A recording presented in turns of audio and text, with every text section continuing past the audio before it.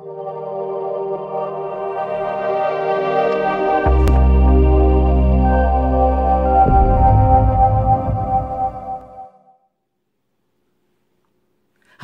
thanks for joining me today. You know, a couple of days ago, I was doing some reading because I enjoy reading to see what other people in the leadership industry, their opinions and views on what they think about leadership, what they feel, and the latest trends, and what's really helping more leaders become successful than others. And I ran across this great article, and in it was talking about the 10 things that teams expect from their leadership. And I thought, this seems pretty interesting. So I gave it a read just to see what they were talking about. And this video is going to be real quick because it's going to cover the 10 things. Now, you guys know I usually like to teach in threes because the human brain works better that, or remembers better that way when you teach things in groups of threes. But today it's 10, so just bear with me because I feel like they're very important and something that we as leaders need to think about, especially when it comes to leading teams, because we want our teams to be successful and highly performing on a consistent basis. So here are the 10 things in the article that it said that teams expect from their leaders. The first thing is praise. What team doesn't want some type of praise? I mean, basically, that's not even a team aspect. That's just human element. We all like to be praised to a certain level for the things that we do and the things that we accomplish. So as a leader, the thing that you want to do is make sure you give praise, but not too much to where it seems like it's not genuine or authentic. So make sure that you think about your approach as far as how you praise your team on their efforts or completing a task or goal or whatever have you. So that's the first thing is praise. The second thing is respect. Another basic human element. Everyone wants to feel respected. As a leader, if I'm leading people or if I get the opportunity to hire people, what you're doing is you're acknowledging the fact that you are hiring a professional. So as a professional, I'm going to respect you as a professional to do your job. In other words, I'm not going to micromanage you. I'm not going to be over your shoulder or reminding you every 5 or 10 seconds that this needs to be done. Don't forget about this. I'm hiring you. I'm paying you to do a job. I expect you to be a professional about that job. I'm going to give you that respect. So respect is big from teams when it comes to what they expect from their leaders. The third thing is honesty. We all want honesty, not just teams, but people in general. Just be honest with us. If things are not going according to plan, let's huddle up and let's be honest. Look, guys, here's how it is. And be wise and mindful on your approach, but be honest. People will believe you more. People will work with you more. They will give you the benefit of the doubt. They'll go the extra mile when they know that their leader is truly honest with them in every aspect. So honesty is the third one. The fourth one is opportunity. Teams expect opportunities to get better, to grow. And we as leaders, that's our job, to make sure we give the right people on the teams the right opportunity when the time is right, when we feel like they're ready or they feel like they're ready to grow and go. Opportunities are very important. So as leaders, we need to constantly, on our end, be on the lookout for opportunities for our teams to shine and be successful and to grow. The fifth one is stand up for your team. Don't allow anyone outside your team to take shots, quote unquote, at your team. If someone feels a certain way about a member of your team or your team in general, and they want to go to the team and vent their complaints, as a leader, you should interrupt that and say, no, you direct it towards me.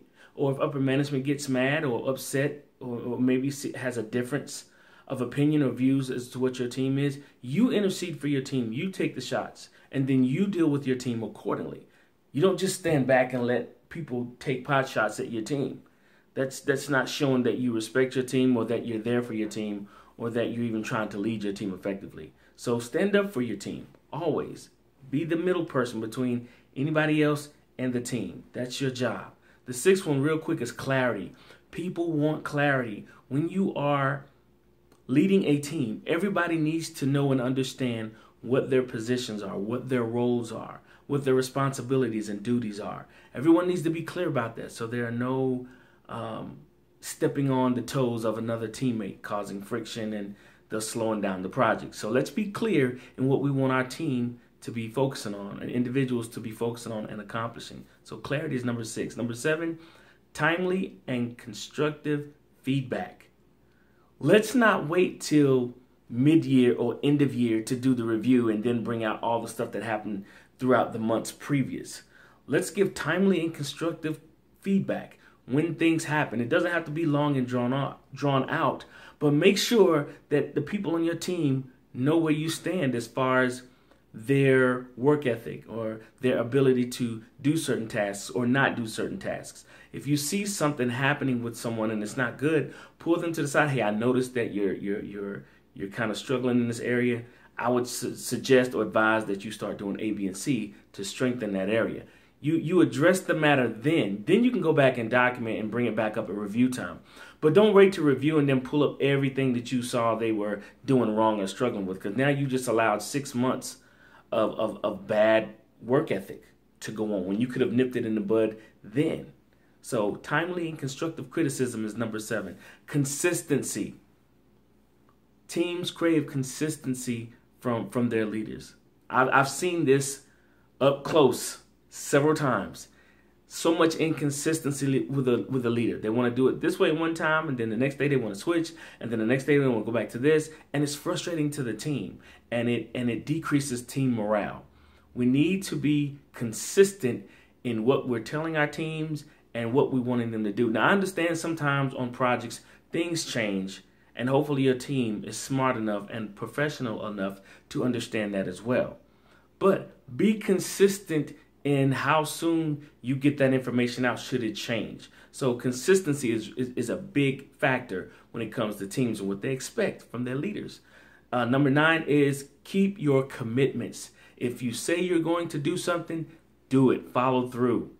Don't back out, because your words should be your bond. You are the leader. You set the tone. You set the standard. So if you are wishy-washy, then your team is going to follow suit, and that's what we don't want. So keep your commitments. And then finally, involvement. Show the team that you're just as involved, invested in this project as they are, or as they should be. It doesn't hurt every once in a while to roll up your sleeves and go in and help the team wherever they need help for that time being. If you have that time and opportunity, you're showing the team that, hey, I'm right along here with you. I'm working with you. I'm going towards that goal just like you are. We're in this together. They want to know that you're in it with them for the long haul as well. All right? So those are the top things that teams expect from their leaders. Okay? So thank you so much for joining me. Remember those top 10 things. Go back and replay the video, and make sure you try to implement some of this into your daily routine. Excuse me, I'm having a fat tongue today. But guys, really take these top 10 things and really reevaluate them and try to implement them into your daily leadership routine. All right? Thanks again. Thank you so much for joining me. I'm hoping that these nuggets of information will really help you step up your leadership game and make you the leader that you want to be and that I know you can be. All right?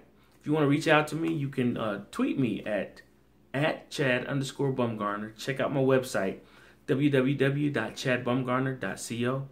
And always, you can make comments below in the YouTube channel, and we can connect if we need to and chat. And that's it. Enjoy your day. And remember, great leadership equals great results. How are you leading?